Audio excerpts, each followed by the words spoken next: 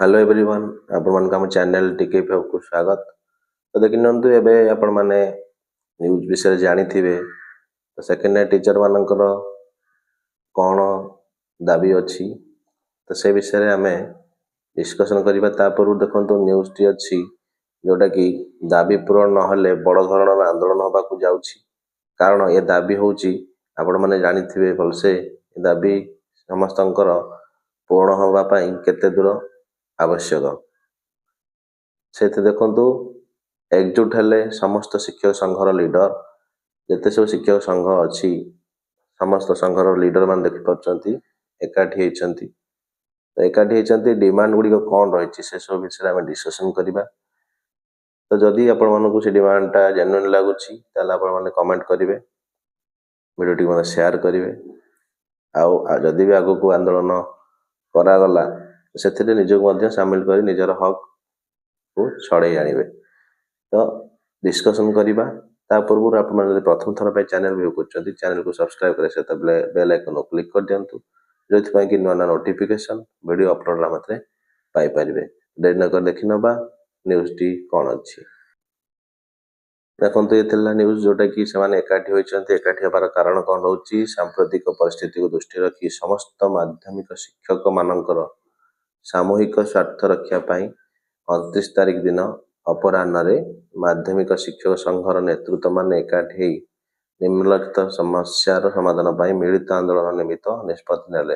आग को मिलित भाव आंदोलन हम कौन रही डिमांड से डिमांड को नजर रखिकी आग को मिलित भाव आंदोलन हम समस्त माध्यमिक शिक्षक मानकर यहाँ निहाती आवश्यक। देखि नंतु कौन अच्छी addition of 6 years of contractual service period in regular service with 6 national increment जोटा आप जानते 6टा कॉन्ट्रेक्ट सर्विस जो मैंने रही कारण समस्त इंक्लूड होनी जो मैंने भी रही से 6 वर्ष इंक्लूड करा जाऊ विथ 6टा इंक्रीमेंट दि जाऊ।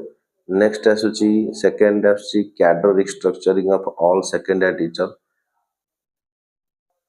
सेकेंडरी टीचर मानकर जमती देखो टीजीटी माने रहिले हिंदी संस्कृत पीडी समस्ते माध्यमिक स्कूल जो मान रोचे सेकेंडरी टीचर जाकर कैडर रिस्ट्रक्चर हवा निहाती आवश्यक। तो कैडर रिस्ट्रक्चर आप जानते विगत किसी दिन में मिनिस्ट्रियल सर्विस कैडर रिस्ट्रक्चर आसला। तो से भाया सब डिपार्टमेंट अच्छी तो हाईस्कल रे कौन पाई ना से कैडर रिस्ट्रक्चर निहाती हवा आवश्यक। तापर hike of entry grade pay रहिबो 28 रु 4200 पीटी मैंने 28 अच्छे 4200 हवा दरकार जो मैंने 42 अच्छे एंट्री पे 4600 हवा दरकार बोली डिमांड रोचे। नेक्स्ट देखते फाइनेंशियल बेनिफिट फ्रॉम 4/4/2022 रु 16/10/2022 to the affected teachers regards जो मैंने टीचर मैंने पाई ना फाइनेंशियल बेनिफिट तो से टाइम रु पाइबा बोली ये सब डिमांड रखा जाइए। तो देखो ऑल डिस्ट्रिक्ट लीडर रिक्वेस्ट कराई 31 तारिख दिन संडे रे डिस्कस करने सब डिमांड उपर जदि किसी करेक्शन मॉडिफिकेशन हम से सब भी डिस्कसन करा जीवो। तो नेक्स्ट देखि Odisha government high school secondary NPS teacher मानकर एसोसिएशन भी मीटिंग होता। तो एनपीएस शिक्षक सेप्टेम्बर 13 तारिख आंदोलन न करा जोटा कि आप देखते 2 दफा दाबी रही 6 वर्ष रु जो चुक्ति भित्तिक 6टा इंक्रीमेंट होनी एडिशन होनी से 2टा रोचे माध्यमिक शिक्षक मानकर कैडर पुनर्गठन करें ओडिशा सरकार उदासीनता चुप रहा। कारण कैडर स्ट्रक्चर सबुआड़े हो सब डिपार्टमेंट होची किंतु हाईस्कल रे कौन पाई करा जाओ नहीं सरकार कौन पाई चुप रही से सब जिलावाजी मीटिंग होची सेप्टेम्बर 13 तारिख रे सेप्टेम्बर प्रथम सप्ताह जिला स्तर में दाबी विषय विधायक मान अवगत करा सेप्टेम्बर 13 तारिख में प्रत्येक जिला शोभा यात्रा कर जिलापाल मानक दिज्व मुख्यमंत्री मानक पाखे पहुँचेबा।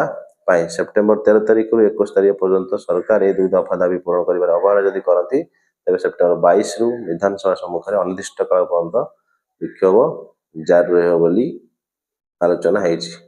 पूर्व ये बारंबार कथा दिखाई किंतु माने रखा जाए ना 6टा एडिशन हवा दरकार 6 वर्ष सहित इंक्रीमेंट आउ कैडर स्ट्रक्चर हवा निहाती आवश्यक।